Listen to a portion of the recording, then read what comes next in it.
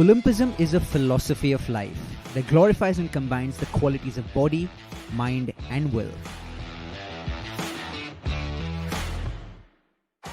It is based on the joy of effort, the educational value of a good example, social responsibility, and respect for fundamental ethical principles.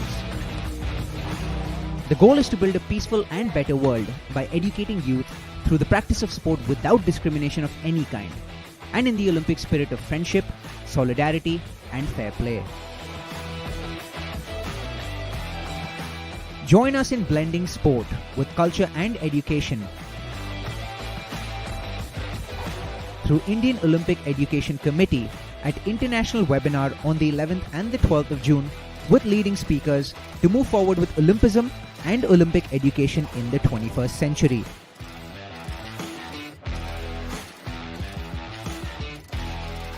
Brought to you live and exclusive on One Play Sports channel.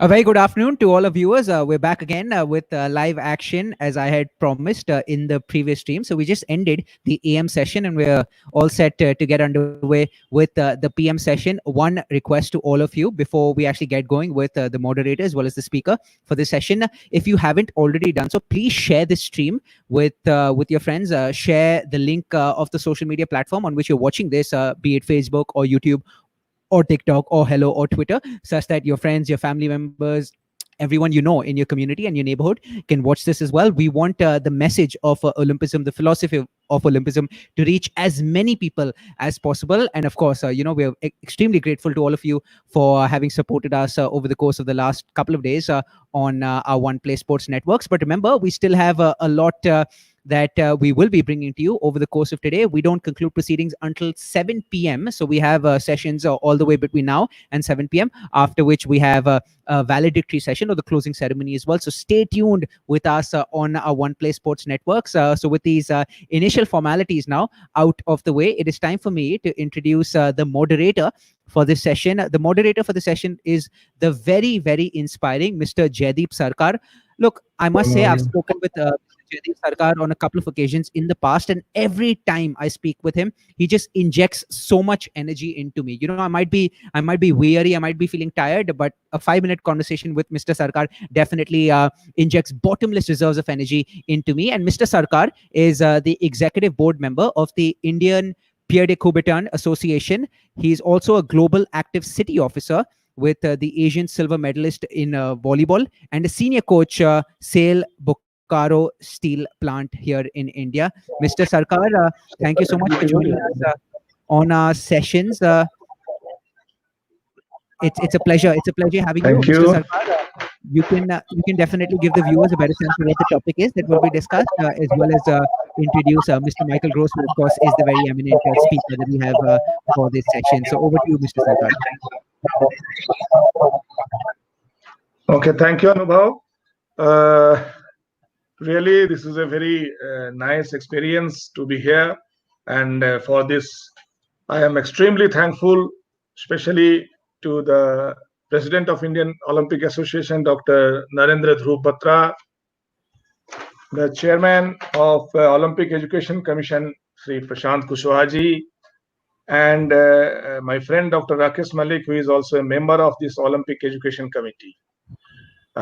This is the first time that the National Olympic Committee of India is taking this serious step to make India a better in sports by means of Olympic education and inculcating Olympism and other allied measures and means of the Olympic movement.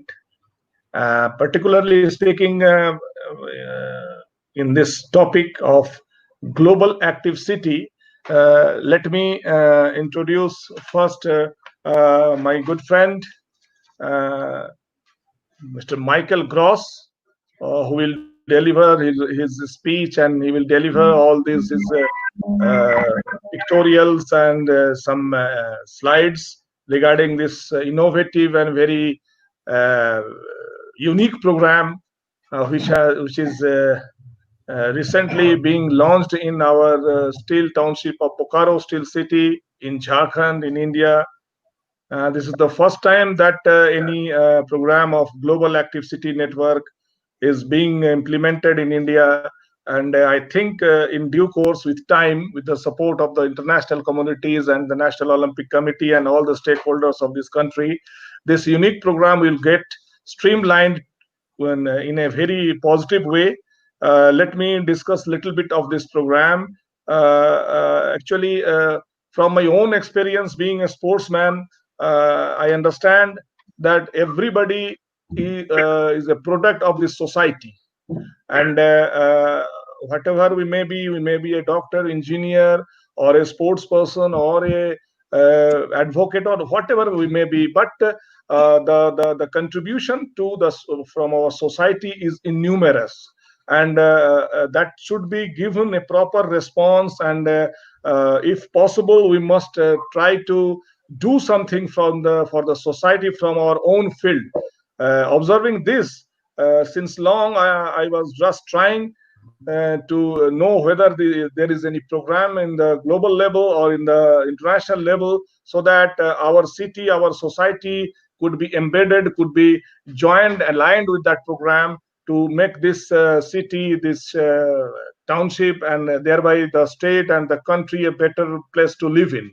And as everybody knows, health is wealth, and that is the main focus area of this program. And the byproducts are great. You can know, I can say it is byproduct, but the ultimate gain is extreme, because with the help of well-being and health and physical activities, we can make our city, even our own families, our own small segments of the sectors better in health ways.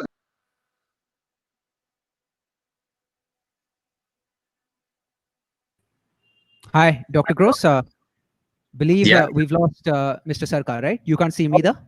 Yeah, I can hear. Oh, sorry for him. Right, but I think he may have joined again. Let me see if I can add him back to the stream. Yeah. Just bear with me for a second. Do you want me to start? Give me a second. I'll just try adding Mr. Sarkar back. Okay. If I'm unsuccessful, then I can ask you to start. Yes, sure.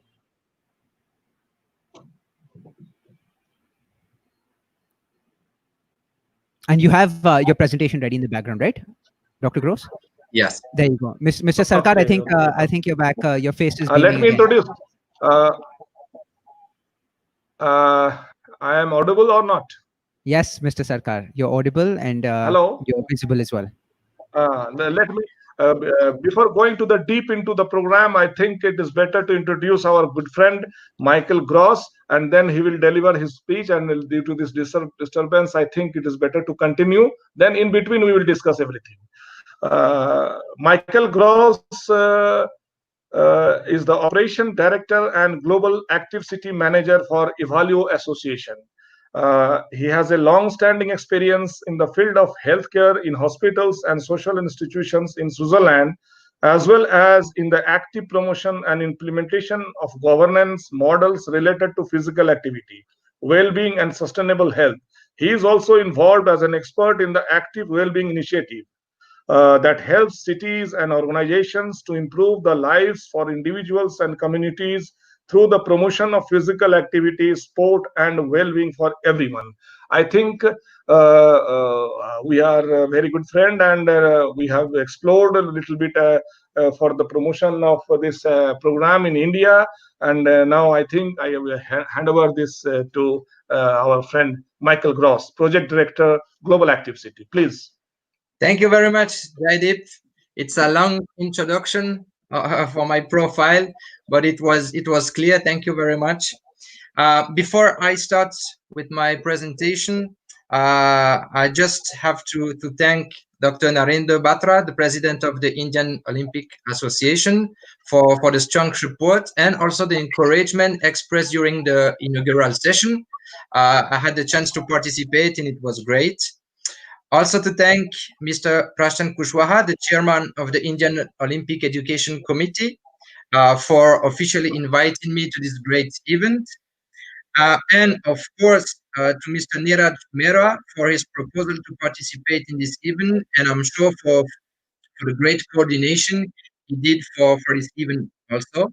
And thank again Mr. Jaideep Sarkar for the great collaboration we started last year related to the project in Bokaro Steel City, and perhaps also in the future to develop the approach, the global active city approach in India. And finally, let me give congratulations to the entire team of One Play Sport for the great broadcast. I'm really happy to participate in that event and to see how technically it could work and how this broadcast could work also. And until now, it works very well. So congratulations, because that's what we ask for, that kind of thing. And when it works, we have to say also. So now let me just share my screen with you to start with my presentation.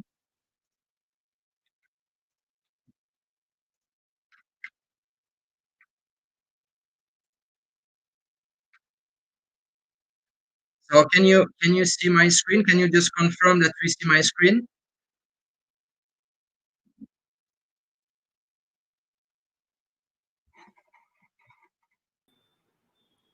We see it very clearly, Dr. Prat. Okay, that's perfect. So for the next 30 minutes, 35 minutes, I just like to introduce with my intention for today. So I would humbly contribute to the development of the Olympic movement and Olympic education in India. And as you've said, Jaideep, particularly on the aspect of promoting physical activity, well-being, and active society. As you know, active society is an important topic also for the International Olympic Committee. They have a commission, Active Society, that promote physical activity and have a lot of programs to enhance this field. I would briefly present the Global Active City Program and some of the experiences of the cities involved. As you've said, Jaideep, also some words about the program that we started in Bokaro Steel City in India. And of course, I would be happy to exchange with the partners involved in this great event and to answer all your question at the end of this session. And of course, after the session, I'm still available to continue exchange, discuss with the relevant stakeholders. So just a few words about Evaleo Association. We are an international non-profit association founded in 2011. We are based in Lausanne, Switzerland.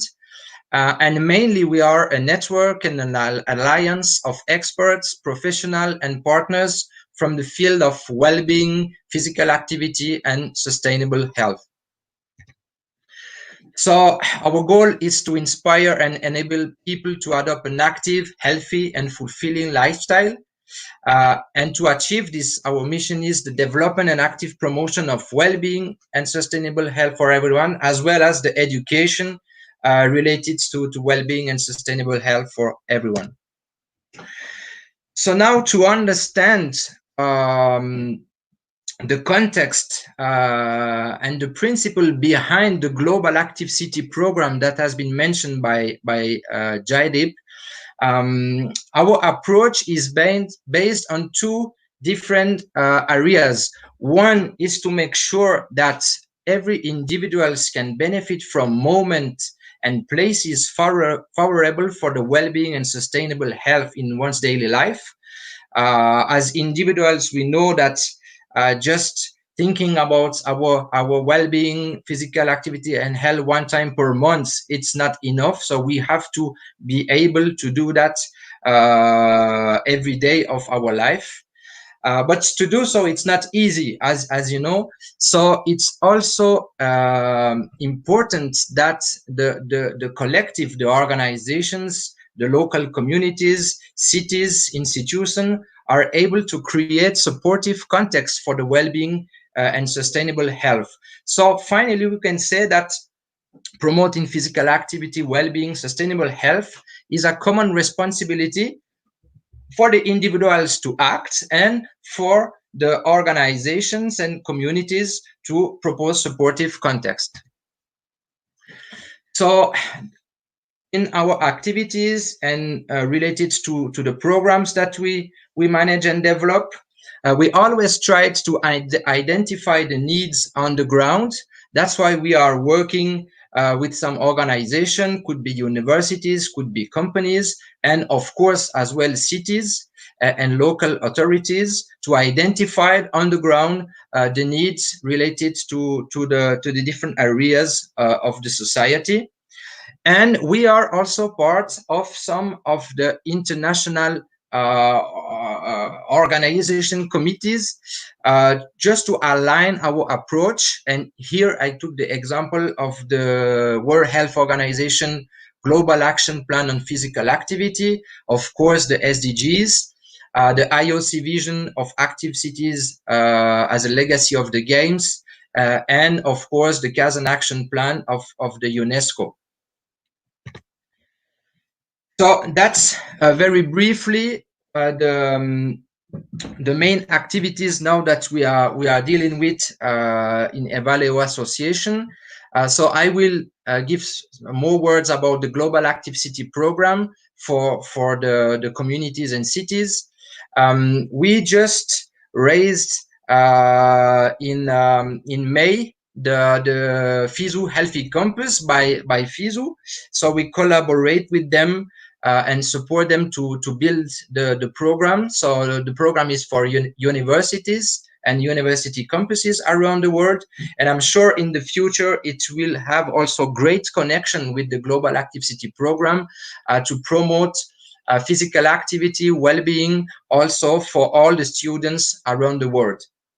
And the third one, what we started this year with the European Federation of Company Sports, the Active Workplace Certification, is really focused on organization, companies that want to promote physical activity and well-being for their employees at workplace. So now, to start more deeply, allow me to show you this small video from the World Health Organization that speaks about physical activity and sedentary problems related.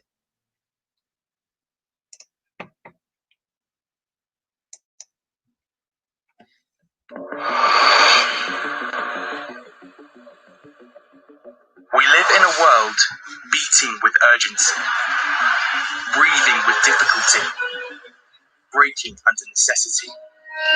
We are a society consumed by technology, compact in proximity, choked by inactivity. We are global, we are responsible, we are trending, we are too inactive. Everyone, everywhere, every day. We have a plan. Time to activate our government, activate our environment, to activate our society.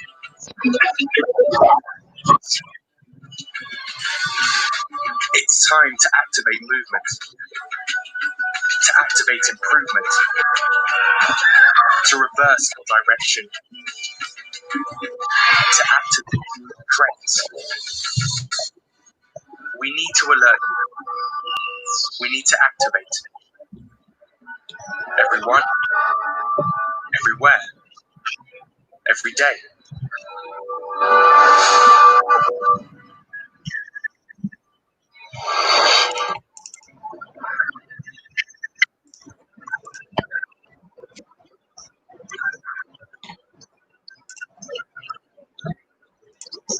So what I like with this video is to express exactly the field in which we are working.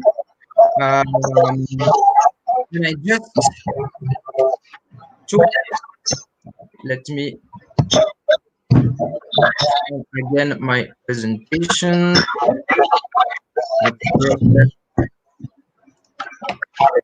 Okay, so the key works that I took from this small video is that we are too inactive, of course, know that. I also like the fact that it's time to activate our governments, our empowerment, our society, and ourselves. So that's perfectly aligned with the program Global Active City and the actions that we want to propose. I won't be too long with the numbers, but I think everybody know that more than 50% of all deaths globally are largely influenced by unhealthy lifestyle, so unhealthy diets and low physical activity. So I mentioned here the NCDs. And what is good to know is that the United Nations now recognize the important role that sport and physical activity play as a vector for wider benefits on sustainable development issues.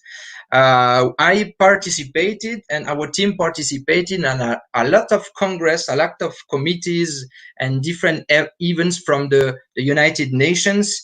And we can really feel that the power of sports and physical activity to face the problems, some of the problems of the society, and to help to achieve the sustainable development goals is really strong. So that's also what we are trying to do with the Global Active City program.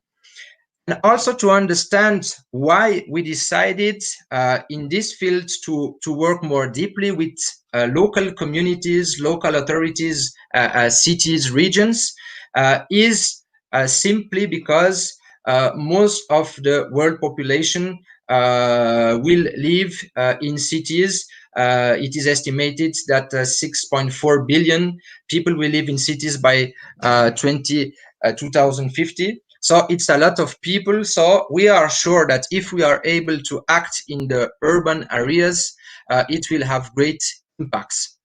And of course, it's also because finally cities and regions are the setting in which people are living. So they have some opportunities to promote physical activity and to act concretely on the ground with the local stakeholders, association, companies, private, public, to really propose something concrete for the people. So now about the global activity program.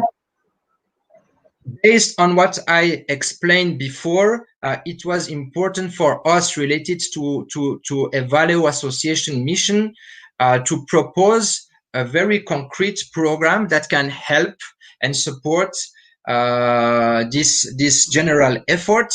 So that's what we did. We have developed an international standard, ISO compatible, so based also on the ISO rules to build international standards, so with the recognition and the copyright validated by ISO, and a certification scheme, and of course as well an education and empowerment program for cities. So we did that in collaboration with STAFISA, the International Association for Sport for All, and supported by the International Olympic Committee. So mainly, the Global Active City approach for a city is a label, so a certification scheme for the cities that are interested by being recognizing for the work, the great work they are doing on the field with their stakeholders and to promote physical activity well-being for the citizen. It's also a network of active cities, global active cities that we are growing now. I would say some words about that after, but we have now 7 certified cities, and we have 10 more cities that join the network, included Bokaro Steel City in India, and I will come back on that later on. Of course, the idea to make sure that we can benefit from the network and from the experience of all the cities involved is to have tools and support to share knowledge, to share information, to share experiences within the network. So just a brief overview of the certification scheme. So we have the global activity standards, the requirement for the certification. After you have a certification process, so when the city is certified, the certification is valid for 4 years, with every year follow-up audit by an external organization. When cities are certified, we organize an award. That was the case in 2018 during the Olympism in Action Forum in Buenos Aires, in the opening of the Youth Olympic Games. The picture you see here, it was the award ceremony during the Olympism in Action Forum of the IOC. And of course, after cities are able to use the label, and it's very important to understand in the approach, the certification and the label. Of course, it's an important tool in terms of communication, but it's just a vehicle to being able to share good practices, to share successful stories within the network. So that's the main purpose and the main focus of the certification, is really considered as a vehicle for a more strong mission behind. I won't be too long. This one is just to understand a bit of the content of the global active city approach. So it's based on those ingredients: a strong political support and leadership, and contextualized and targeted approach, because you will see every city is building its own active city approach. I will show you the example of Buenos Aires in Argentina. So they named their approach Ciudad Activa, and they have their own branding and their own goals and focus. It's a collaborative governance system focused on continuous improvement. And one of the most important and perhaps also one of the most impactful ingredients is the multi-stakeholders and cross-sectoral alliance that manage the whole approach. And I will give more words about that. Also, of course, branding and communication, and use really the branding as something that federates all the stakeholders that are engaged. Some coordinated networks, use events that act as catalysts, and you will understand with the Buenos Aires example that, of course, using the great, big, huge event as the Olympic Games or the Youth Olympic Games, or it could be a World Cup of football or any kind of event, it's a great opportunity to use the benefits of this great event and to make sure that it will maximize the work that is managed on the ground with all the stakeholders. And of course, venues of skills and social interaction.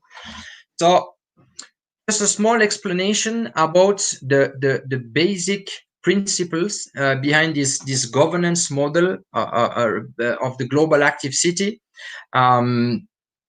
So we have the commitment, strong political support of local governments.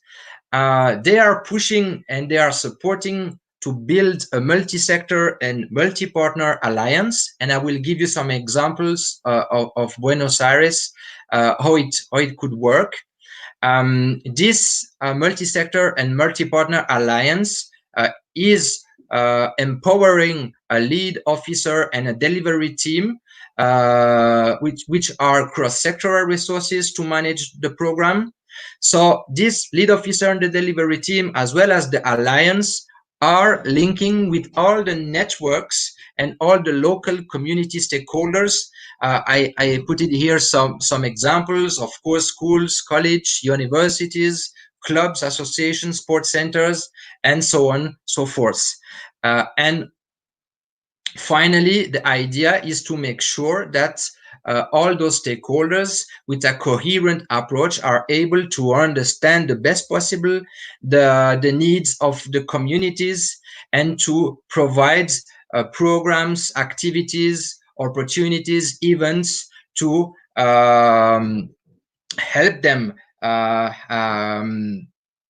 having some supportive context and strong opportunities to move and to think on their well-being and to act. So as I said before, we have the 7 first certified global active cities: Buenos Aires, Hamburg, Lillehammer, Liverpool, Ljubljana, Richmond, and Lausanne last year. And 7 more cities joined last year and this year, included Dakar in Senegal. And it's very interesting because, as you know, they are now on process to organize the Youth Olympic Games in 2022, and we started also to work with them to see how they can use the Global Active City program as part of the legacy plan related to the games. And we started also working with Bokaro Steel City in India. So now, just to finalize this information about the Global Active City, allow me to show you this small video made in the Olympism in Action Forum in Buenos Aires 2018.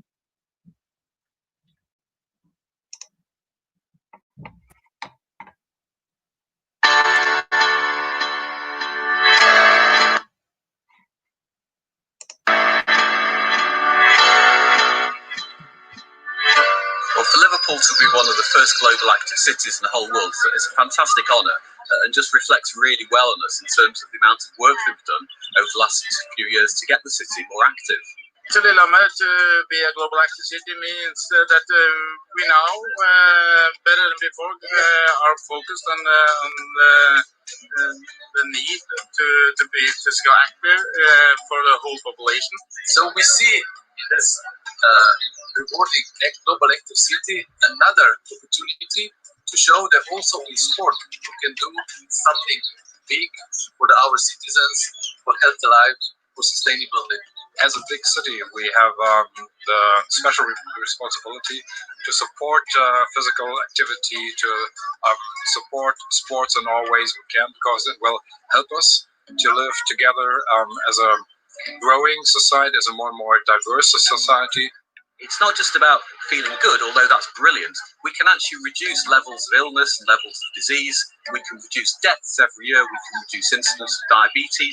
People who are active feel better in themselves. They have more energy levels. Their stress levels are lower. People are happier overall. It's a wonderful thing to do.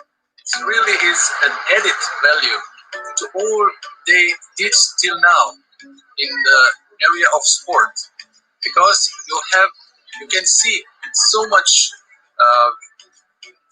better thing to do, so much wider thing to do, to connect sport with the social programs, with the health programs. And this is what is making the city more lively.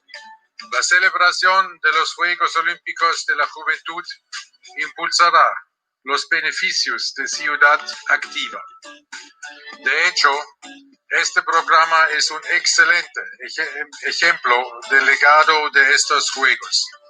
Ciudad activa dejará beneficios sociales y largo plazo años después de la clausura de estos Juegos. El deporte es una forma muy sana de vida. So let me stop the video now because time is running. So I come back to the presentation now, just for the 7 last minutes. Allow me to show you the example of the city of Buenos Aires. As I said before, they organized the Youth Olympic Games in 2018, and with the support of IOC team, we had the opportunity to start working with them in 2016 to start implement the Global Active City program alongside with the Buenos Aires representatives. So the process is really like that. You have the organization committee of the games that manage all the steps from the pre-bid to the deliver of the event. So of course, the organizing committee in their legacy plan can include some tasks and some objectives related to promoting physical activity and have impacts on the people on the ground and all the stakeholders. But we cannot ask too much to the organizing committee because they have a lot of things to do to prepare that. So the idea is to manage in parallel of the process of organizing and deliver the games, working very deeply with the city representative, the local stakeholders, sports centers, etc., to build capacity and to build a program that is really connected with the key stakeholders, the actors, and that is finally, after the event, sustainable, and that is really based on a strong partnership and collaboration and commitment of all the actors on the field. So as you see here, of course, the active city effort was part of the legacy strategy of the Youth Olympic Games in Buenos Aires. I just put it here, a small paragraph from the vice mayor of Buenos Aires at this time, Diego Santilli, that's mentioned that for them, in terms of legacy, the Ciudad Activa program that they built is certainly an incredible legacy that now stays 2 years after the Olympic Games. So I talked about the multi-stakeholders and cross-sectoral alliance, which is something very crucial and fundamental for the global active city approach. So they were able, only in few months or even 1 year, to build a strong alliance partnership between all those city departments.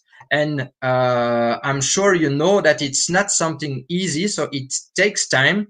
And they were really able to use the organization of the games, as well as the external support and external recognition from the global active city, to build this strong alliance between all those city departments. So that's the internal alliance, and over the years, they were able to maximize that and also include in this network and to build alliances with other key stakeholders from business, from a lot of medical associations, from 3 universities that now are committed to their Ciudad Activa program, and of course some sports institution included the Boca Social, which is the foundation of one of the 2 bigger football club in Buenos Aires, as well as the football club River Plate,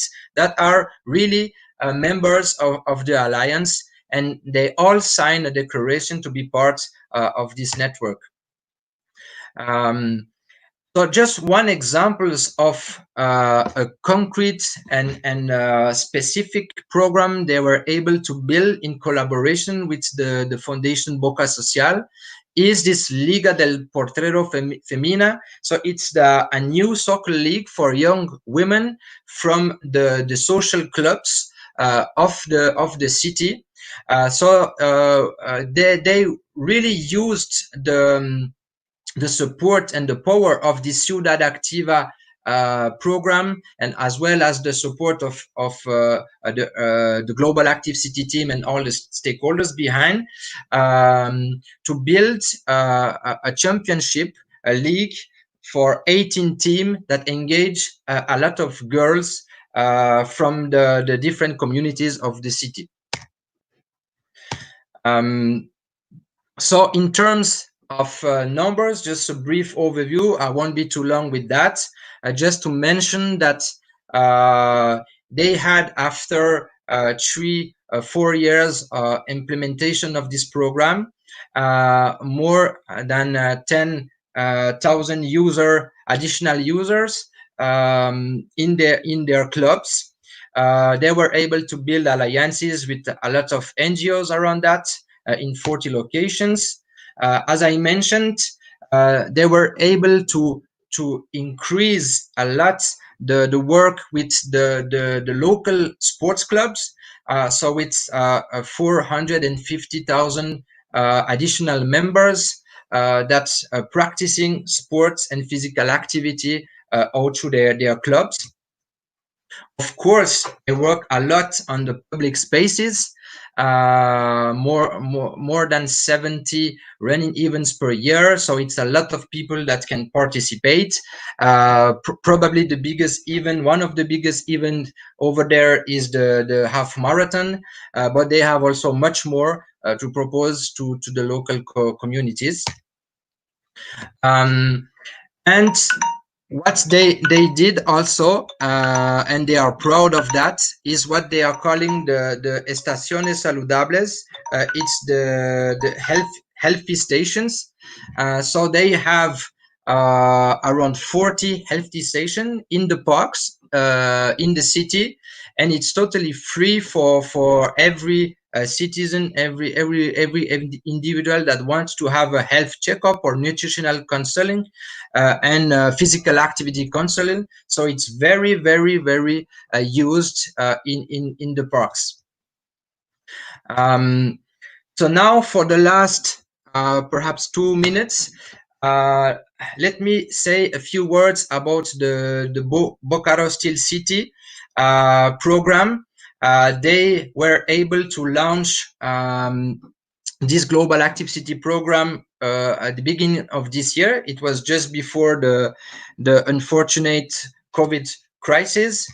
So you can see here Mr. Jaideep Sarkar just in front of the big communication content that they built for this program. And on the right side, you can see the Deputy Commissioner Mukesh Kumar of the government of local government of Bocaro Steel City.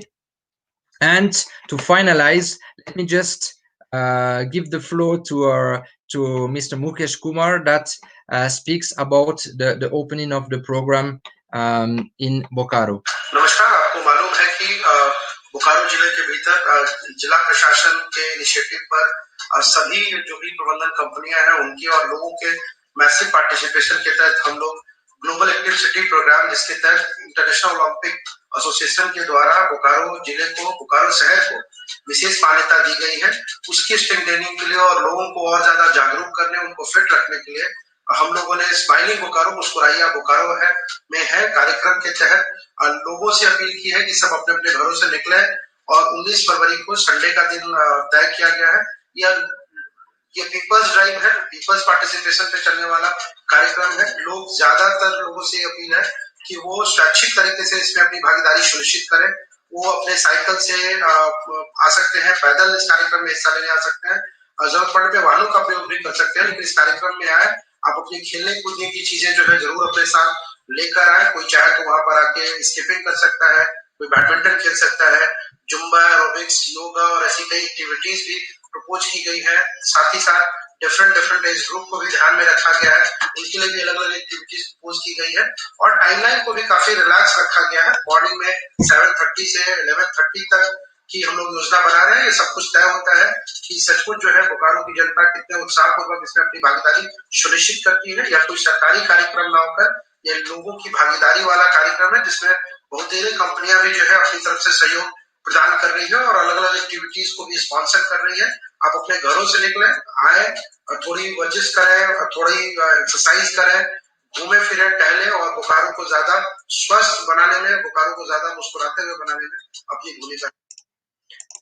So the message, of course, was in Hindi, but I thought it was important also to reflect the great commitment of the local government of Bocaro Steel City. And just to finalize, we started also initial discussions with representative of the city of Chandigarh, Dr. Ramnivas, that I thank for the first video conference that we had just 1 month or 2 months ago, and we'll see in the future if the city of Chandigarh will also come in and join the program. So now I will stop share my screen because I'm at the end of my presentation. So perhaps I can come back with you, Jaideep, and I think you can add some more words about the Global Active City program in Bokaro and your thoughts about the program over there and in India. Do you want to add something, Jaideep?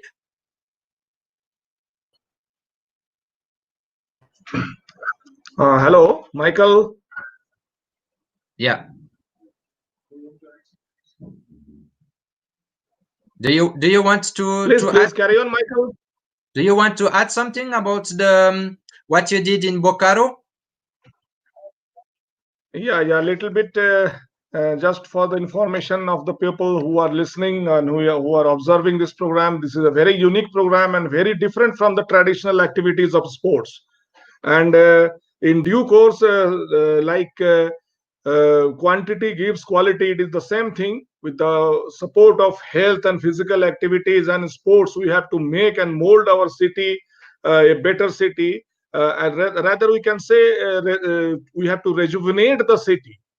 What I understand that if in any family or any nucleus shape of any bigger thing, if it is injected to the core part, that is the society. If you want to make our sports and health of the people in India better, we have to put this type of programs like Global Active City in certain cities which are organized one, and thereby we can maximize the number of people playing sports, and thereby the people will get improve their health, even their immune system. At this drastic stage of COVID, they can get benefit from sports, and it is the power of sports. You cannot imagine the power of sports, and this is one of the biggest power, which is I will say it is very silent since long, and with the support of health and well-being, more number of people will engaged in different fields, different playgrounds, irrespective of their sex and age, and they will get themselves better in health wise, and then maximum players we will get more champions in every field. It is not only sports, we will get good sportsmen, good academicians, good authors, everything. In every walks of life we will get better champions, and that is the main funda of this program. And gradually we are trying to maximize the number of in India, just like Mr. Gross told that next maybe the Chandigarh city is in the pipeline. If everything goes right, then we will have a good city like Chandigarh in the Global Active City network. And speaking about this program, I will definitely appreciate the activities, the support we got from the Active Wellbeing Initiative and Global Active City program, and particularly the Evalio management.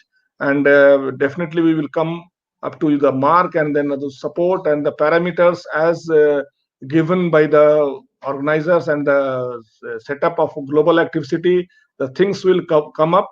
And I am also thankful to the our Indian Periodic Bulletin Association, because these two activities are those activities which are being in function in India: Global Active City program and the Olympic education in schools through the Indian Periodic Bulletin Associations. I think with this I must thank again to the Indian Olympic Association and all the stakeholders, and the chairman Kushwaha Sahab, Mr. Malik, and all my friends who are associated closely with this program. I think some revamping is coming in the field of sports in India. Thank you, sir.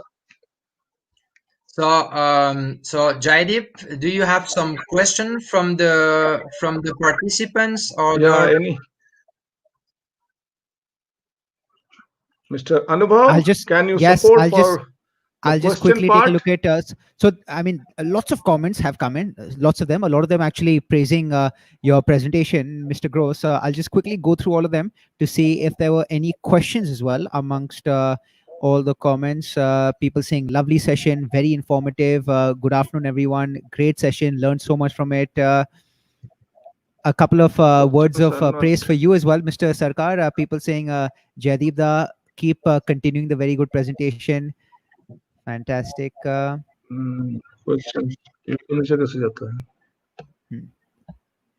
Great. So I don't see any comments. I think the last comment that I see from Krishna G. Pandey, I think sums up honestly what every viewer is feeling and thinking.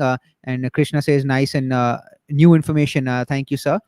So Daisy Marva again echoing the sentiments of Krishna, saying nice presentation. An appeal to a humble request to all the viewers who are tuning in to keep their questions and comments flowing, such that we can keep bringing them to the front screen and everyone can actually view whatever you guys are thinking. Of course, you guys have been a massive part of the broadcast these past couple of days on our One Play Sports platforms. Have put forth lots of questions and comments to speakers such as Mr. Sarkar, Mr. Gross as well, and keep continuing to do the same until 7 p.m. today, which is when we actually conclude proceedings. So we go non-stop between now and 7 p.m.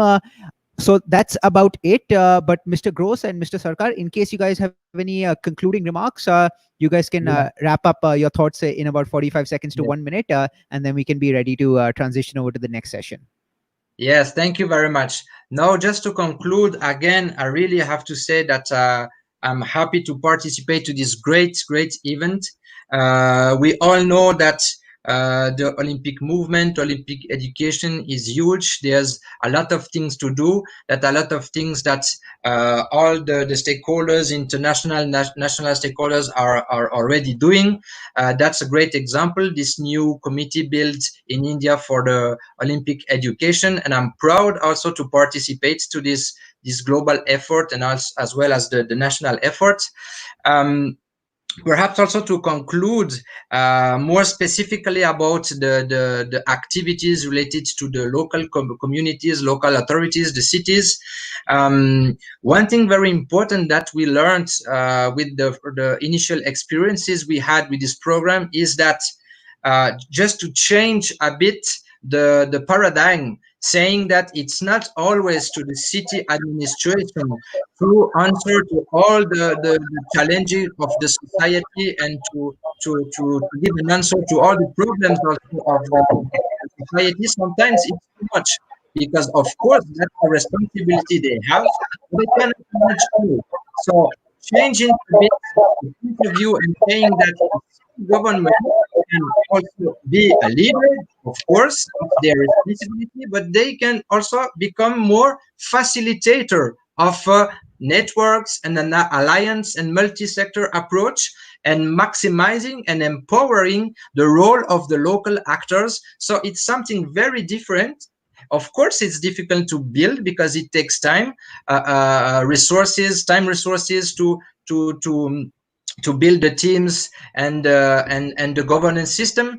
But finally, it's a better way also to make sure that it becomes a common responsibility, and physical activity well-being become a common responsibility of the local stakeholders as well as the city government. So that's something very important, and perhaps that's one of the main impacts behind this program.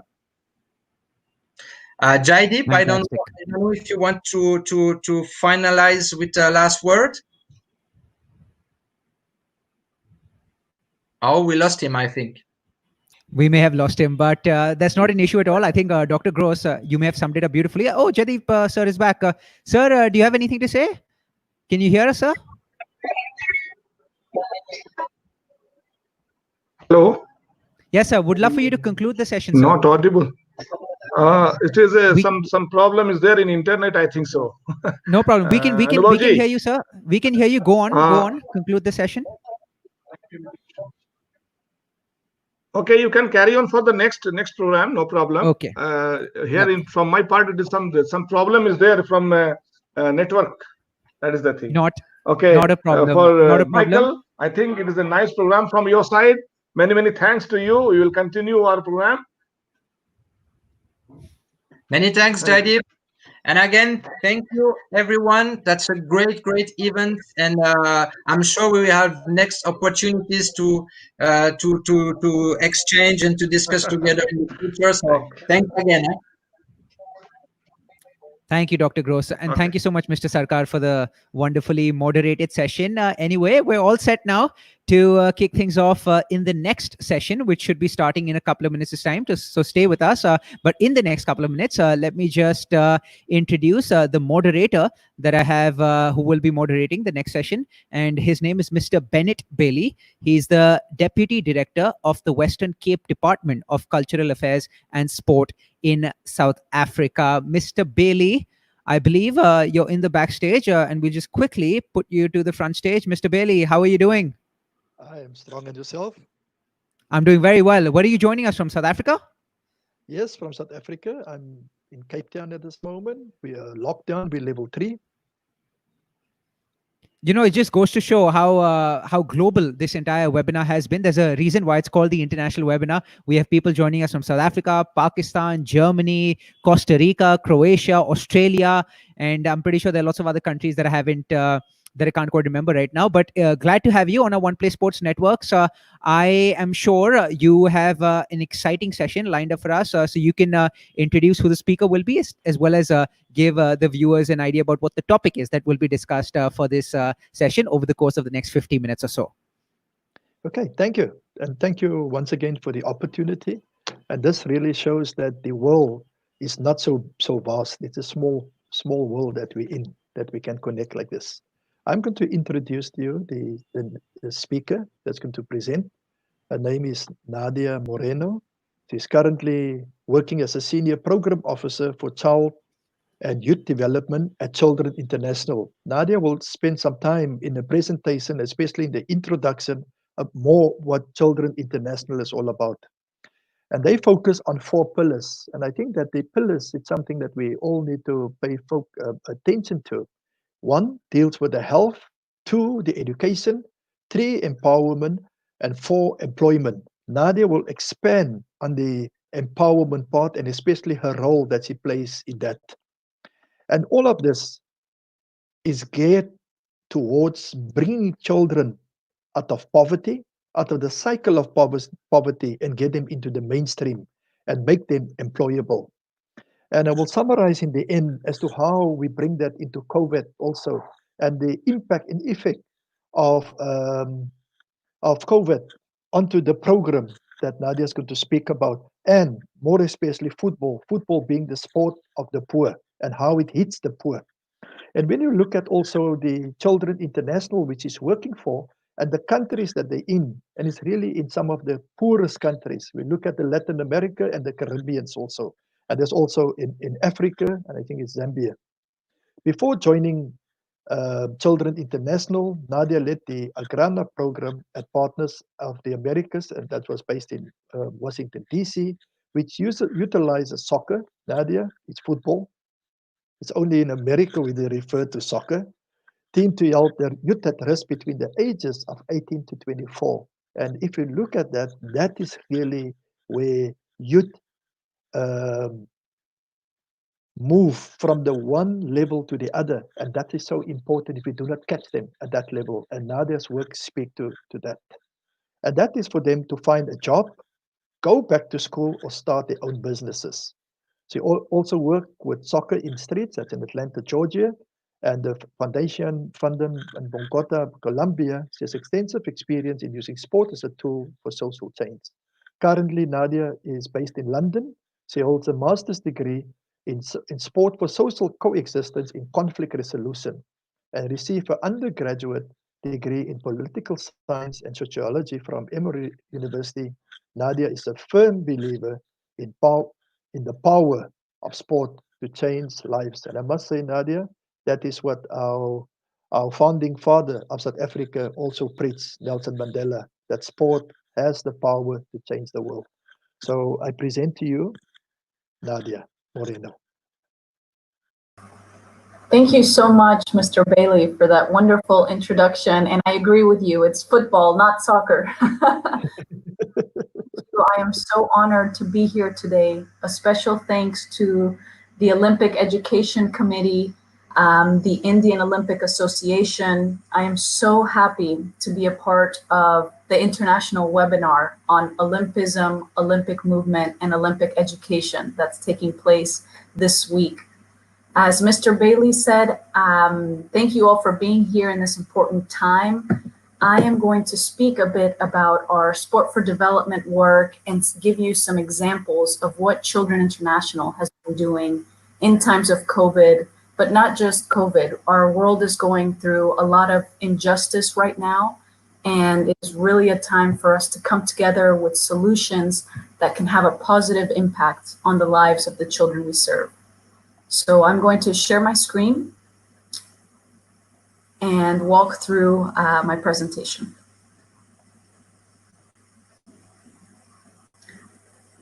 So first and foremost, I would like to cover these key points today in the presentation. The first is a short background on Children International and the work that we've been doing and currently do across 10 different countries in the world.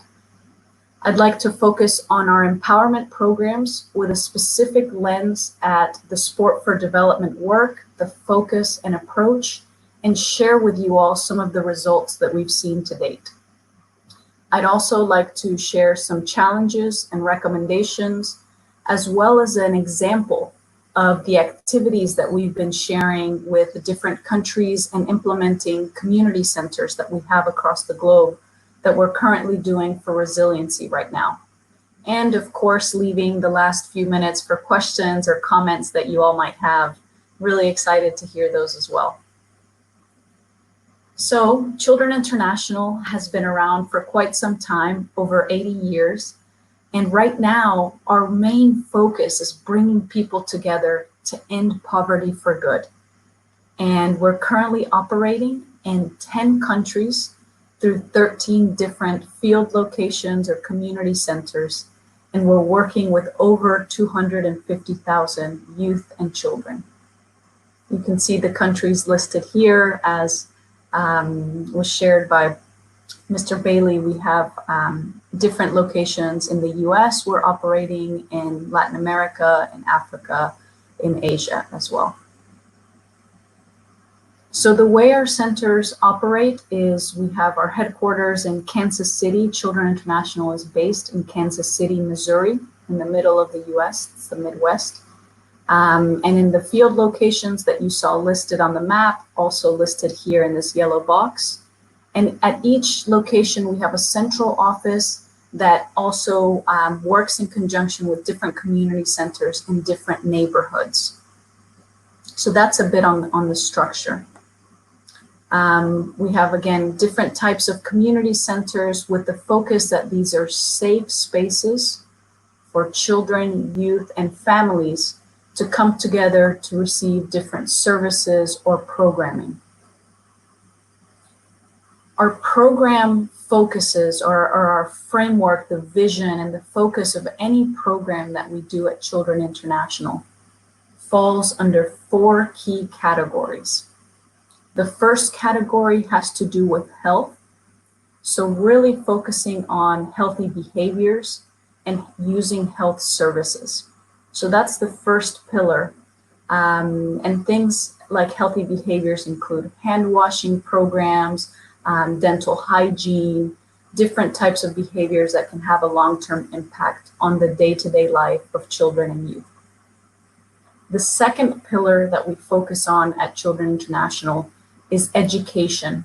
We know the importance of education in and out of the classroom. And in our education programs, we have a lot of tutoring and scholarships that are given so that youth can continue to break the barriers that prevent them from attaining an education, and also the support they might need in math and literacy to really enhance and improve the day-to-day that they do in the classroom. The fourth pillar, which is a lot of the work that I'll speak to today and that the team members who are working in Sport for Development fall under, is empowerment. Empowerment for us is someone's ability to have a positive outcome in whatever decision they decide to pursue. And we focus on different life skills under empowerment, things like decision-making, problem-solving, coping with stress and emotion, learning how to work in a team, teamwork, empathy. All of these life skills fall under empowerment, which is why our sport for development programs fall here. Because we know sport, not just football, but any sport or game, really allow us to teach life skills and to practice life skills. And our last pillar, the fourth pillar, is employment. Employment is so important when we're working with trying to have a goal of breaking free from poverty or advancing in terms of just a positive impact as youth age and as they grow and become productive members of society. So our employment programs are essential. And of course, they're working with our older young adult age group of youth. And these programs really hone in on skills that we need in the workforce, resume building, interview skills and prep, so that youth have that opportunity to enter the workforce and be productive members of society.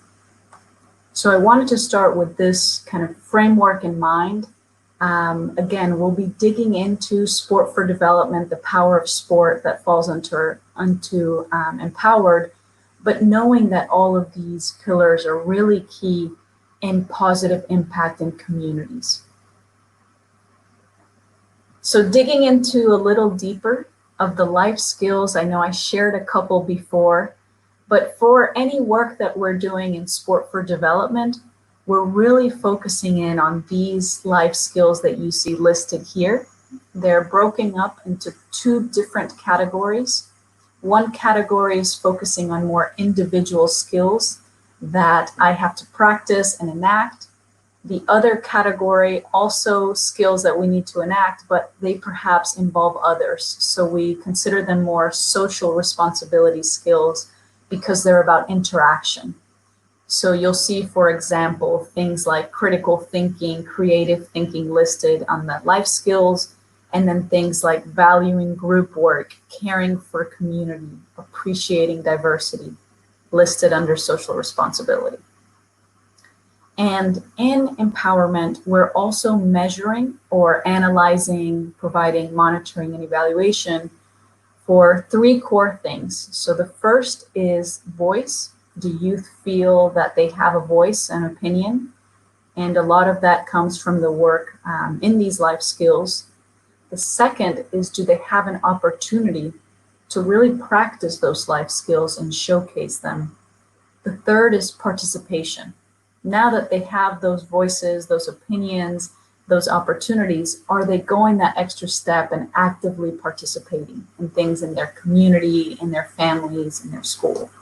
So those three key ingredients are things we're looking at to determine if that youth or child is empowered, right? We think it's a mixture of these three and all revolving around the importance of these life skills. So why are we using sport? We believe, like many in the sport for development sector, community, that there are really about 2 or maybe 4 different categories that we can use to classify sport.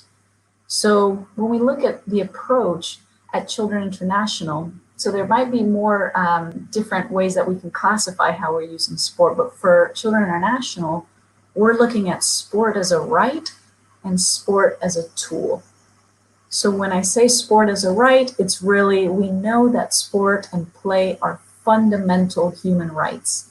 And as an entity who's working in communities, we really want to focus on upholding human rights. So any of sport for development work really focuses on enhancing and improving and making sure we have access to this fundamental right. The second, which is our main focus in the curriculums we use and the activities we use, is sport as a tool. So sport as a hook to engage their interest, to engage excitement, and really use that energy from sport to talk about those life skills that I shared before. So sport and competitions are important, but they're used as a channel or as a vehicle to talk about the life skills. So in our case, we're not doing sport just to develop an athlete or a player. We're using sport to develop these life skills. So that's just something I really also wanted to clarify. As we talk about sport for development, we know there's other categories. Sport as a platform, where we see in different sporting events, maybe players coming out with signs, especially in today's climate, so important, you know, the anti-racism signs. That type of platform also exists in sport. And I'm sure there's others. And for CI, it's really these two approaches that we're focusing in on. I also want to reiterate, and so timely with the webinar that we're currently on, according to Principle 5 of the Olympic Letter that the International Olympic Committee proposes, it's really restating this human right to practice sport. You know, each individual must have the opportunity to practice sports without discrimination of any kind and in the Olympic spirit, which requires mutual understanding in a spirit of friendship, solidarity, and fair play. Also, Article 31 of the United Nations Convention about the Right of the Child really reiterate this point of every child has the right to leisure, recreation, and cultural activities. All children have the right to relax and play and join in a wide range of activities. So those two principles for me from the Olympic Letter and from the United Nations Convention on Rights of the Child are very important and serve as that north guiding star in a lot of the work we're doing in sport for development. The approach that we use, definitely having sport and play-based activities, especially in this area of technology taking over. We realize that sport is a healthy way to get youth to interact, to exercise their body, and play really helping with building creativity. So we know that difference in that sport has more organized rules and structure and coaches and different procedures, whereas play for us is more open. The youth is in charge of creating those rules, creating that game, and really being creative in the process, developing their ability for critical and creative thinking. Our approach also includes reflections, having facilitator or coaches after a sport activity talk about, have a conversation and a dialogue about what took place, how did it feel for that participant, what did they learn, how can they apply some of what happened on the field to their home, to their school, to their community.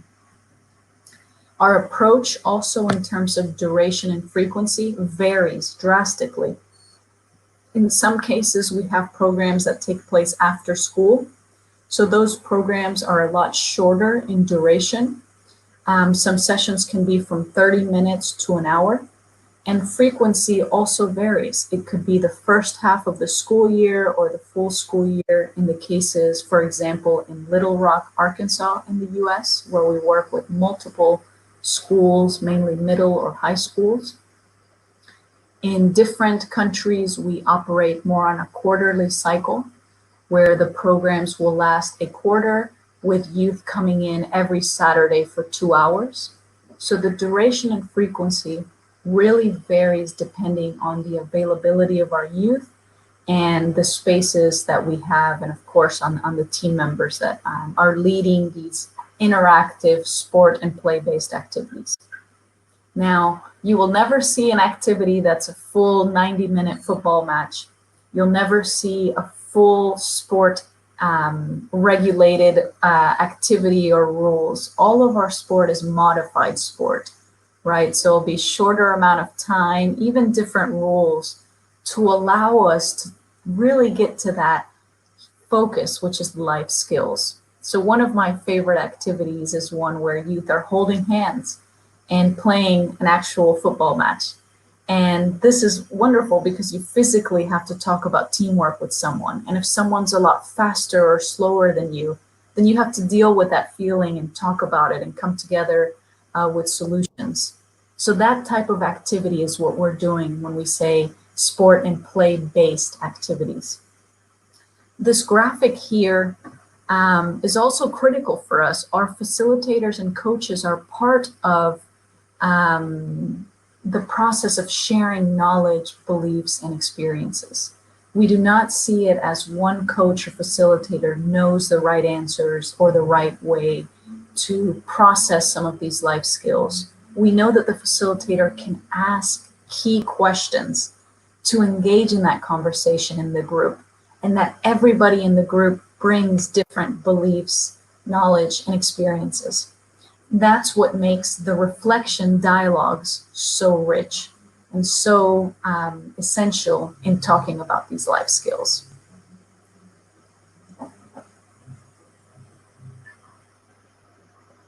So now I want to share a bit, now that I've talked about what we mean by sport for development, what the life skills are, what the focus is, and the approach that we're using, I'd like to share some of the results. And our results, as I said, are measured by different assessments. We're using something called a CAP, which measures knowledge, attitudes, and practices.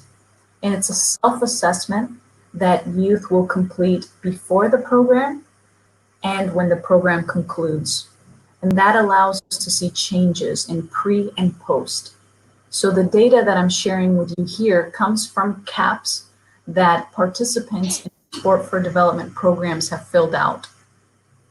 So in 2019, we had 18,887 participants enrolled. And of those 18,887, we had about 18,042 children and youth complete the program. So we do see some dropouts, and those can happen for any reason. Families move, maybe children are no longer interested in the program. We do have a percentage of dropouts here. And I'd like to share that 49% of all of our participants were female, which is very exciting because we know a lot of barriers with sport tend to have gender norms and stigmas that are associated with playing sport or participating in sport-based activities.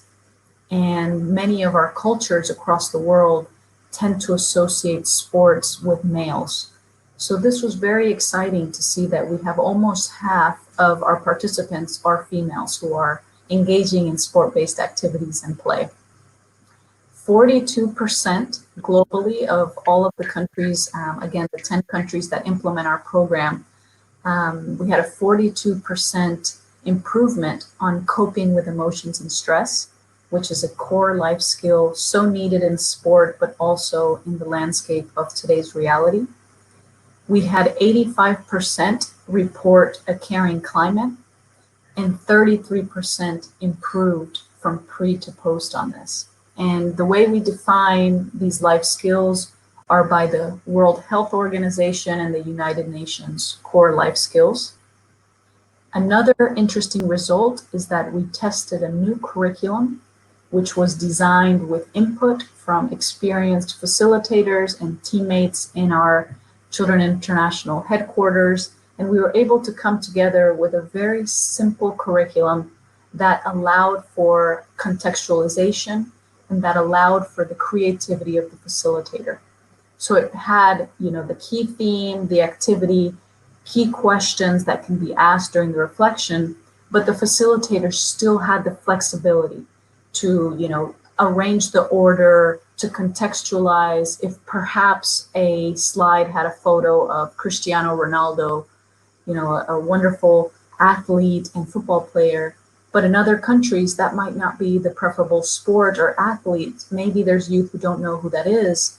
Then the facilitator has the ability to contextualize, to change that image to a different athlete or a different sport that's more relevant and that speaks to our youth. So now I'd like to share some key recommendations from the work that we've been doing in Sport for Development. The first is making sure we have a safe place where participants can learn. Safety is so important when we think of sport.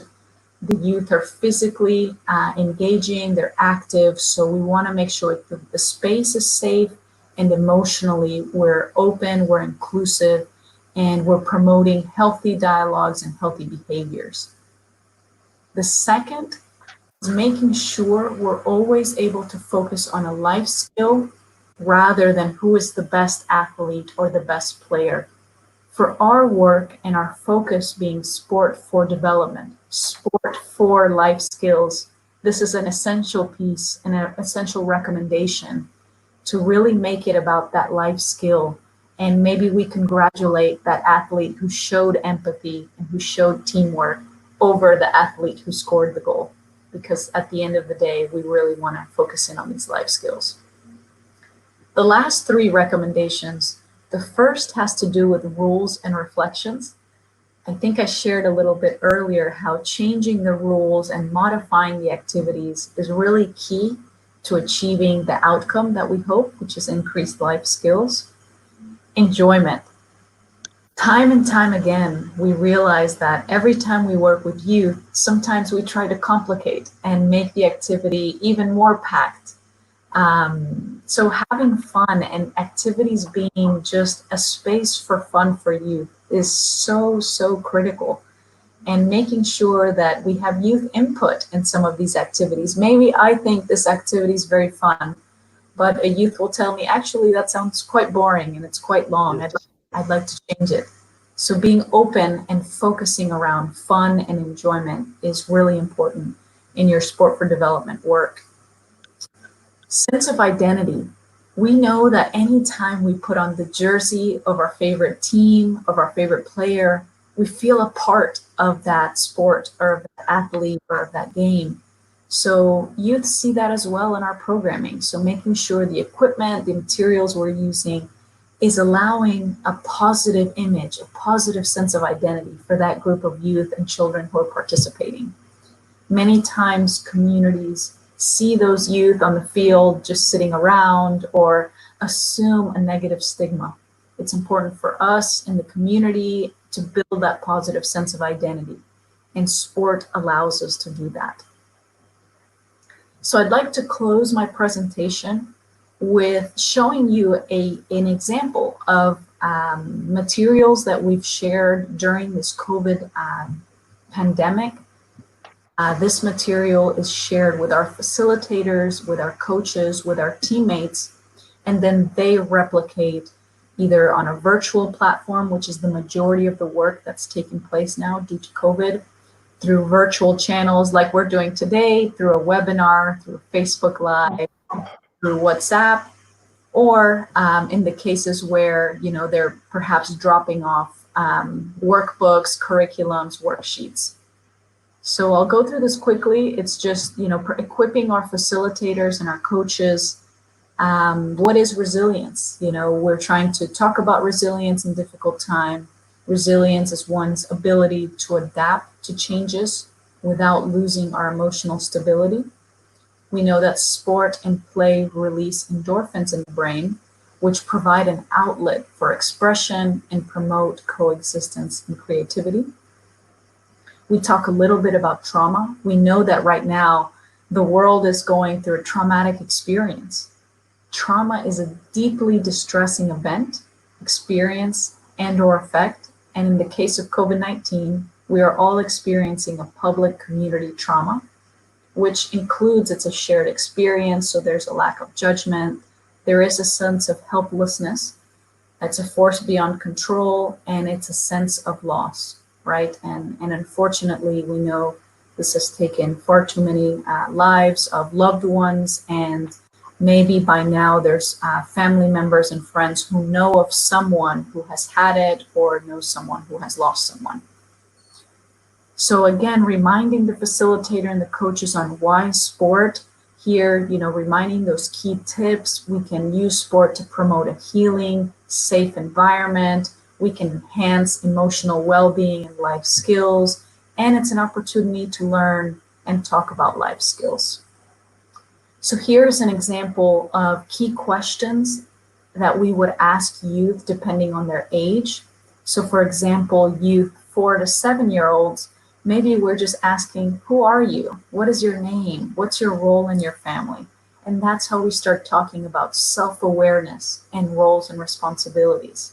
Or we ask things like, how do you feel? Where do you feel it in your body? And that's allowing us to talk about identifying emotions. And especially during a pandemic, we know there's a ton of different emotions that are happening. Many of them, the majority of them, fear-based emotions, which are important for youth to share and learn how to cope through.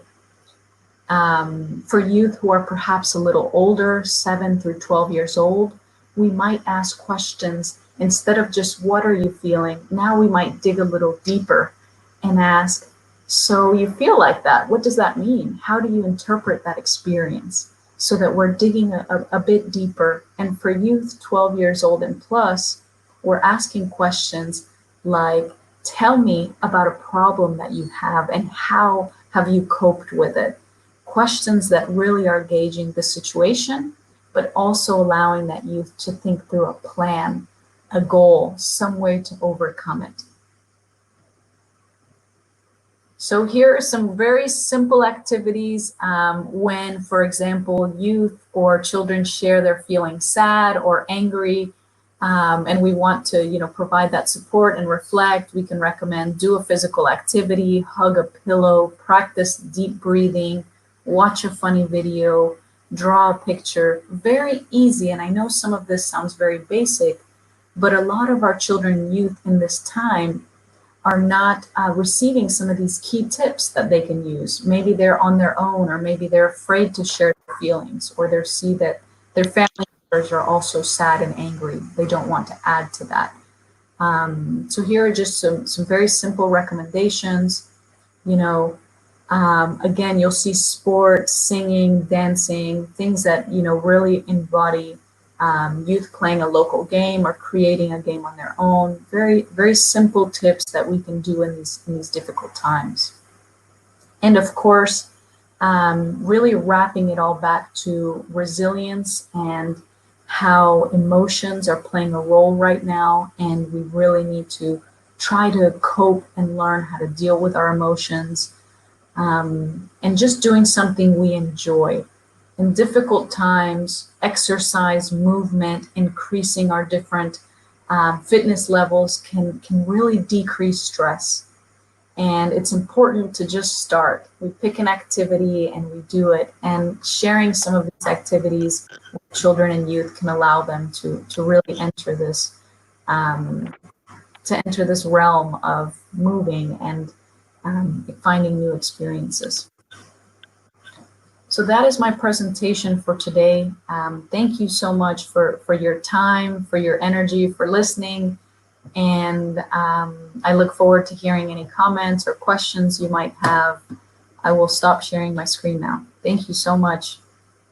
Yes, thank you very much, Nadia. Thank you for the in-depth presentation. It's quite brilliant. As it was very informative.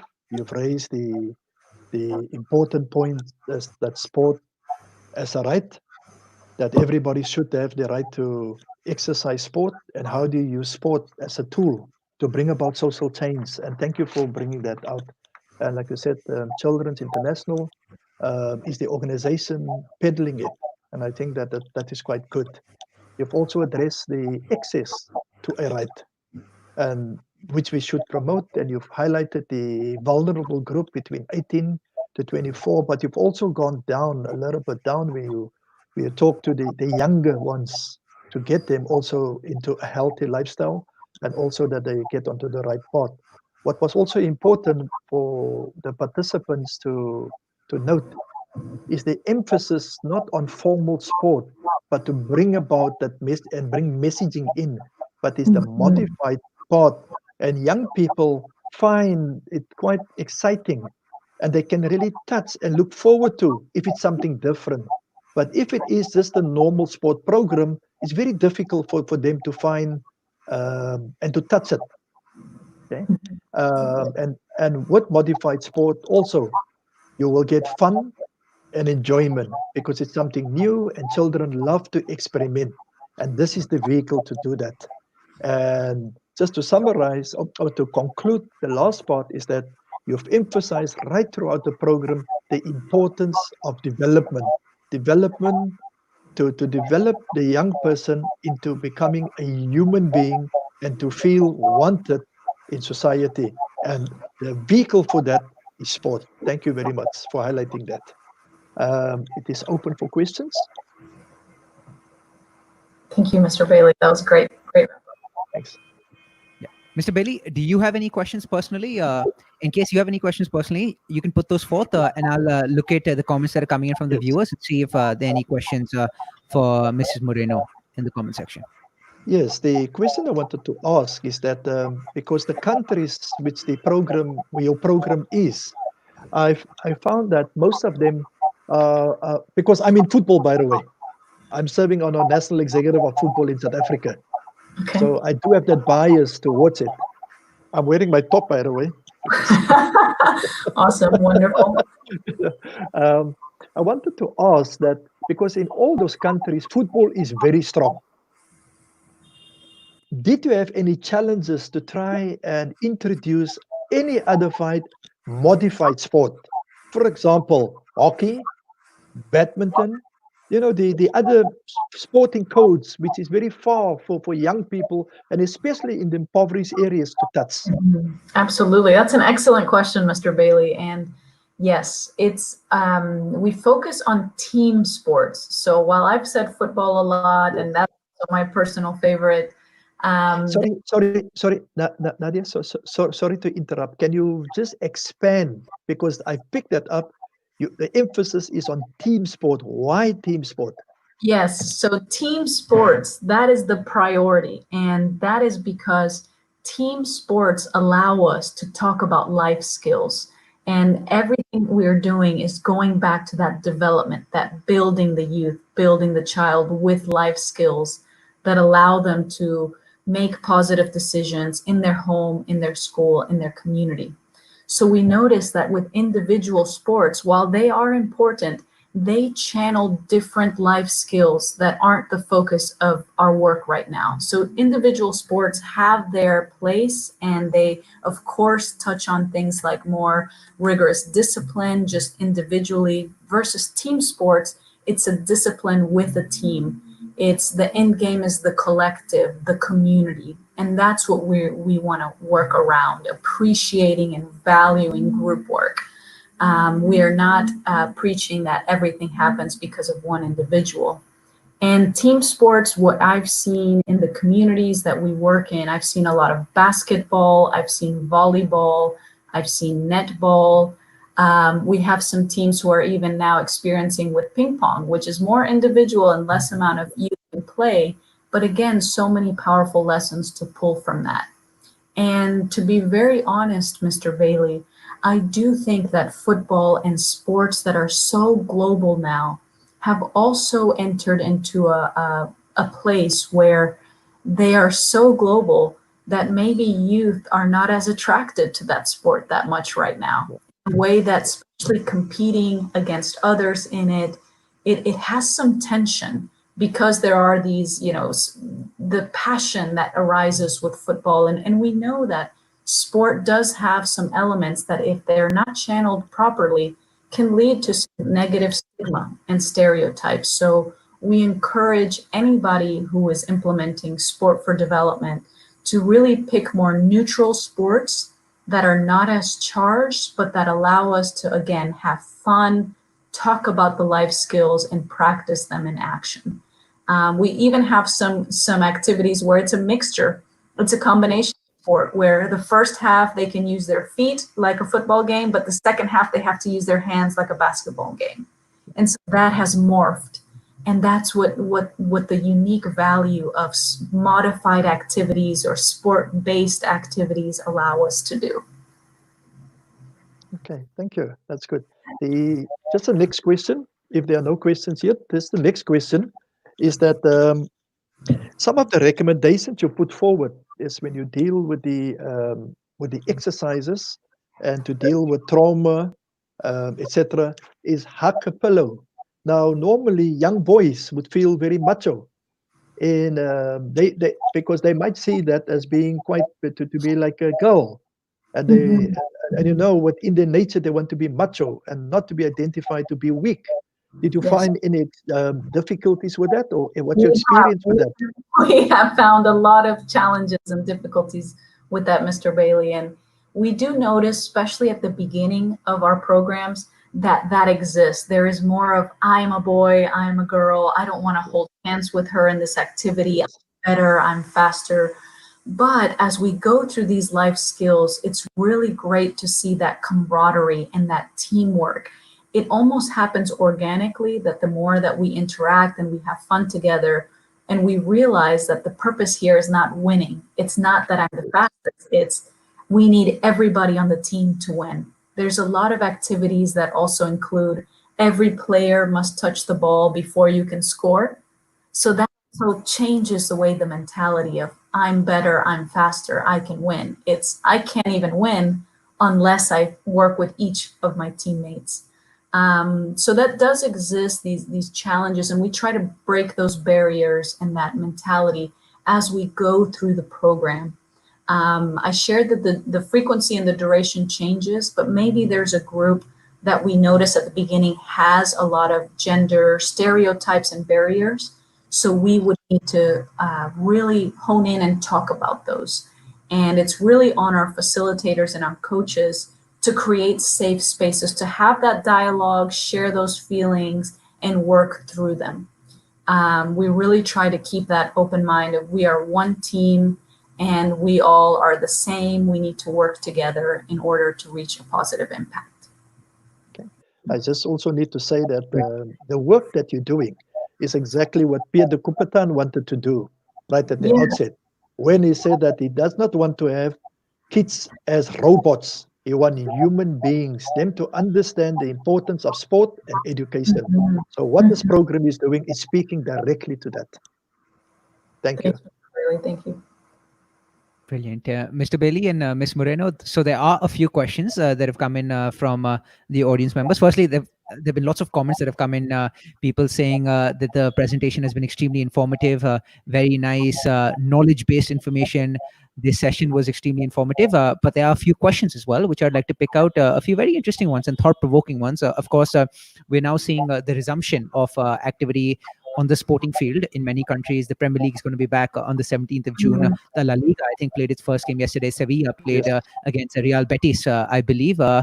And so people asking lots of questions with regard to how sports persons can actually adapt themselves in these very testing times. So the first question is from Daisy Marwa, and she's asking us, does wearing a face mask affect the performance of athletes? I know there's been a fair bit of debate as well with regard to runners or people jogging wearing face masks and whether it's safe for them because it might restrict the oxygen intake while they're running.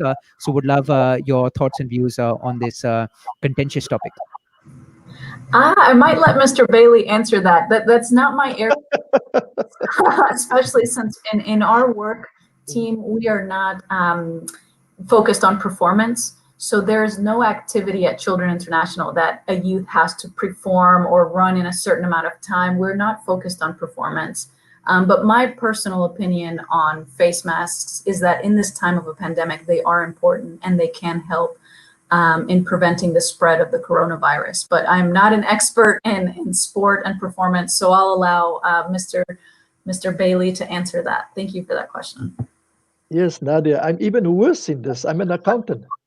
So I'm sure community. Yes, but the point I want to make is that if that's the rule in each and every country, that you must wear face mask at all times. In South Africa, it's a must. It's a rule. It's a law. So if you ask me that question in South Africa, I would say, yes, you must wear your face mask. Absolutely. And before actually moving on to some of the other questions that have come in, I would love to ask a question with regard to which football clubs you support. I believe both of you are football fans, so we'd love to actually find out which football clubs you support. And if you support multiple clubs that span multiple different leagues, you could name your favorite club from each league as well.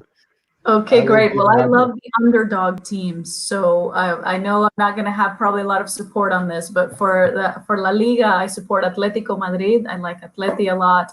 For Premier League, I love Crystal Palace and Newcastle. Those are two underdog teams that I really like. And then for national leagues, I mean, my family, I grew up in Venezuela, and my parents are from Colombia, from South America. So I support the Colombian national team. And in women's football, I mean, there's so many great teams. I like the US and Germany in women's football. Thank you. Okay, just from my side, now in the FA, Liverpool used to be one of those guys fighting for the fourth position. But now we are now 25 points clear. So on the 21st, we'll be playing our last game and we'll be taking the league title. Mr. Bailey, so when you say we, I hope you're speaking for yourselves. Liverpool, yes, Liverpool. That's the we. No, and then your we is certainly very different from my we, and of course, my we isn't quite doing very well so far. I'm a big Manchester United fan. It's been a reversal of fortunes for us in the recent past, these last 5 or 6 seasons. It's been very painful as a United fan, but I must say that Liverpool, hats off for your performances so far this season. I think you guys have been excellent, and it would be a travesty, if you don't end up winning the league because of the season being cancelled. But of course, that's not going to happen, and it's only a matter of time before you clinch the title. We can learn a lot from from just being challenging for the fourth position. They're challenging for the league now. And what was so beautiful? When COVID hit, when the pandemic hit the world, and there were rumors about stopping the league, and they asked Klopp, how do you feel? You're about to touch the league, which you've been fighting for 30 years now, and you're about to touch it, and now someone is just taking it away. How do you feel about that? And Klopp responded, lives are more important than a trophy. And I think that's why I really believe in that coach. Absolutely. And in many ways, I think what you just mentioned exemplifies what the topic of discussion has been over the past 40 or so minutes. In many ways, sport is a teacher of life. You see managers, players who spend, say, the first 25 or 30 years of their career on the sporting field, and they just learn so much about life, so much so that once the career ends, it's almost a rude shock to them, because a big part of their life has now been taken away from them, and they feel this massive void, which is why it can be very hard for a lot of players to actually adjust to retirement, only because they've never been used to being away from the limelight, and so they miss the adrenaline that they used to get as sports persons, playing for the clubs, their countries, week in and week out in front of 60,000, 70,000 people every single day on live television. Correct. That's correct. Yes. Just also that I think that in this time, and for the mere fact, if you go also into the history of the Olympic Games, it was only, although it is recorded that it was only cancelled twice because of the world wars. It just shows that the seriousness of this pandemic, that the Olympic Games had to be moved. And the Olympic Games is not an event to be moved at all. Us who are purists in the Olympic movement feels that if it's the time that it's scheduled, it must take place. But it shows that how serious this pandemic is to be moved now to 2021. And I think that the last time the Olympic Games was moved is 1906, when they weren't sure that if the next host would be able to host it, and it was moved to 1906. It was supposed to be in 1908 to London. So it really shows that the seriousness and the thought processes that went into this, and by doing that, when the Olympic Games was moved, it really sent a strong message to the world. Take note, this pandemic is not something to play with.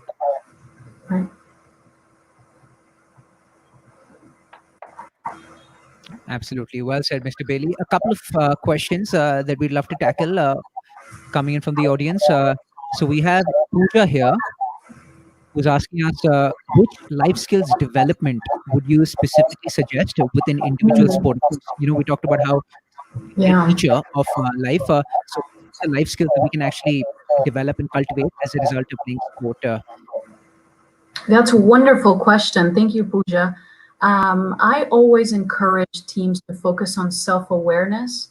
I think self-awareness really allows us to have that space for a student, a participant, an athlete to really reflect on who they are. And with self-awareness, we're talking about, our beliefs, our goals, the way we kind of view the world, and roles and responsibilities fall into self-awareness. So I think that's definitely one that I would recommend starting at. I think also the concept of how we cope with stress and emotions. That is fundamental in an individual or in a team sport. And the reason why coping with stress and emotions is so relevant is because you can only imagine in a very intense activity, whether it be sport-based or an actual sporting match or game, how those emotions can change so drastically. We've seen, team members celebrate a goal or a point or a win, and we see when they lose how they react, right? So sport has really triggers that happen throughout a match, throughout a game, even throughout an activities where emotions really fluctuate. So the life skill on being able to cope, manage, and handle your emotions is essential. Now imagine that skill if we're able to build it on the pitch, on the court, and how that transfers to that person's home. Now, when they see maybe their spouse or their child do something that upsets them or makes them happy, there's a way that they can manage those emotions. And now more than ever, Pooja, in the world, we need to all be able to manage and cope with our stress and emotions.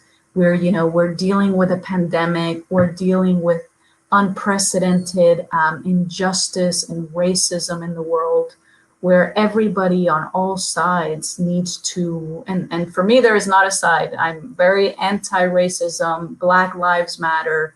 All lives really need to come together for equality and for justice. And managing our stress and emotion plays a critical role in tackling social issues and tackling issues in our homes, in our schools, in our communities.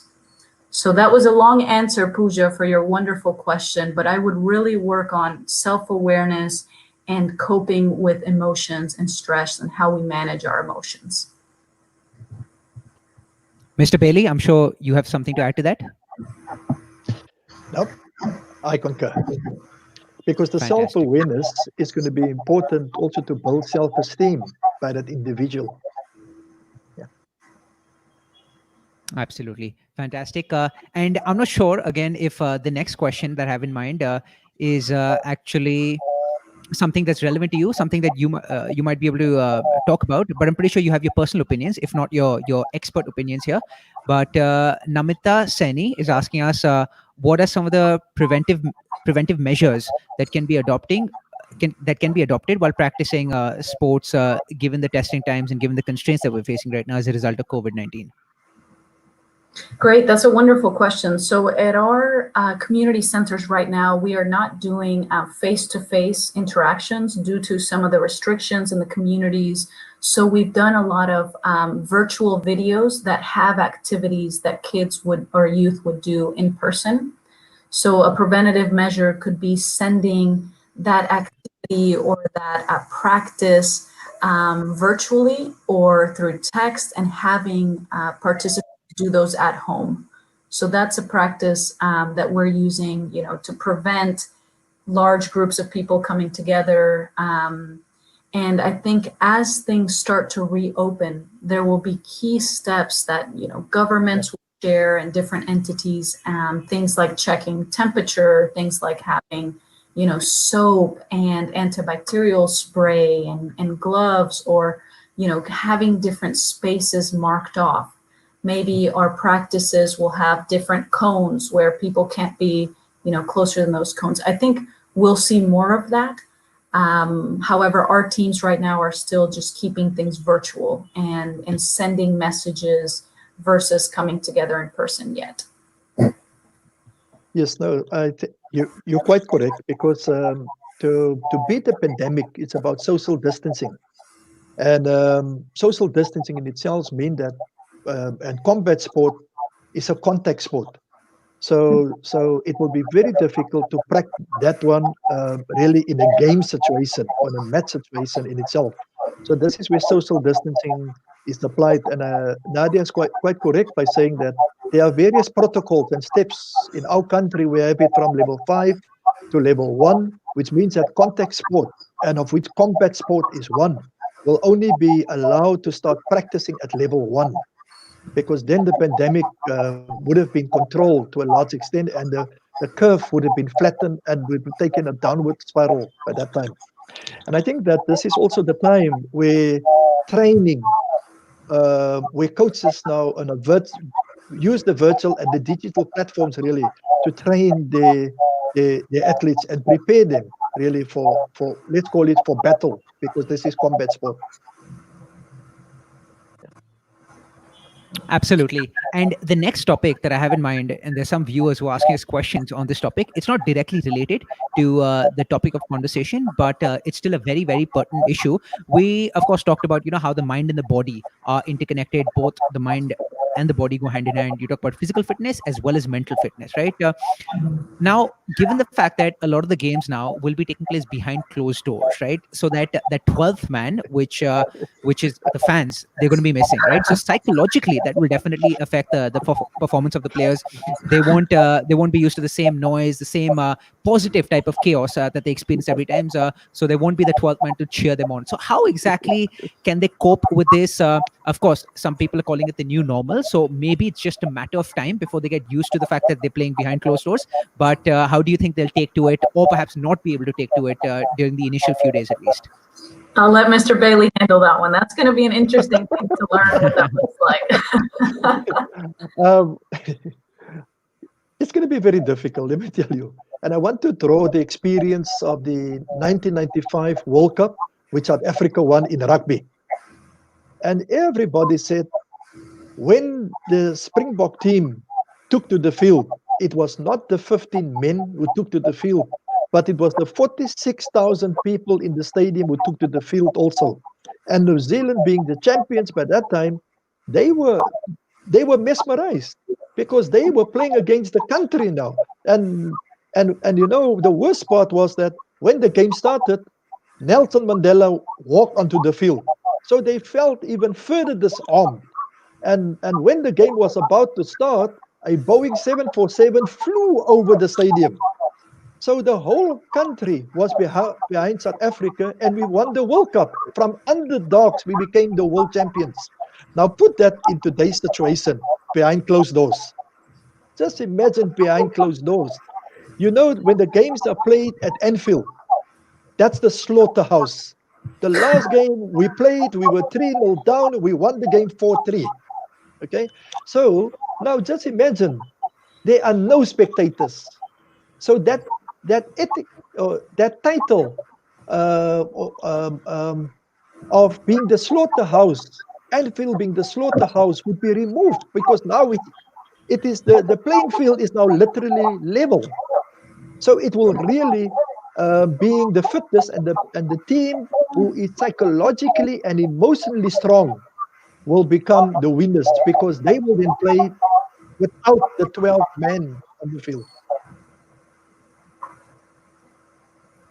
Absolutely. And Miss Moreno, I'm pretty sure, even if I look at Atletico Madrid, right, they play at the Wanda Metropolitano, which of course can be a very intimidating atmosphere for the team that's visiting. So having that element that's missing can perhaps negatively impact the team. But as Mr. Bailey pointed out, it will be a level playing field. So it's not just that one team will be affected. I'm guessing every single team will be affected in a similar manner. I agree, and I think it'll actually promote more teamwork. I think we're going to see teams that are less individualistic and more coming together. So it's going to be an exciting time, and I agree with Mr. Bailey. Let's see what happens, and excited to see that. Absolutely. I'm not sure. I'm pretty sure you guys must have come across this. But in the Bundesliga in Germany, as well as I think in certain parts in Japan, so in the Japanese league, instead of course, having real people in the crowd, they have these cardboard cutouts, these drum playing robots, mannequins, which try to emulate the noise that you actually get from the crowd. So I'm not sure if that might help. Not quite the perfect substitute, but maybe helps a bit more than seeing empty seats. What do you reckon? Well, that's interesting. We're gonna have to see that. It is the crowd, really. The noise makes a difference. If there's a thunderous applause, it spurs players on to even go beyond themselves. Now you can have someone sitting quietly. They might play some music. It's not going to be the normal game. But you must also remember this is about compliance, where people want to comply, they want to complete the league so that they can also know who is promoted or who's relegated and who will get the millions of rands. And also so the transfers take place. And I think that this is also where television plays a big role because they fund all these programs or all those leagues. And that is where the pressure is. It's about revenue.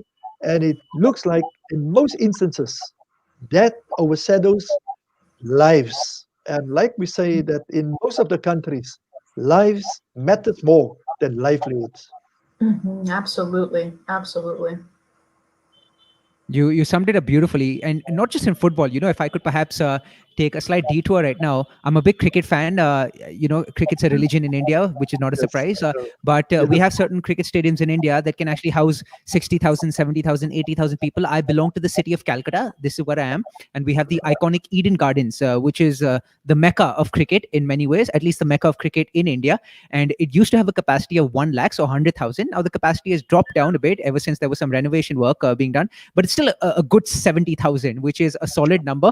And I honestly cannot believe how dull the atmosphere might be without 70,000 fans, without the stadium being packed to the rafters. But of course, we totally understand that safety comes first. And while this might be it might not be as much fun for viewers who might not be able to visit the stadium, of course, it's in the best interest of the public safety, and we can hope that sooner rather than later we're all safe to actually visit the stadiums and be with each other again.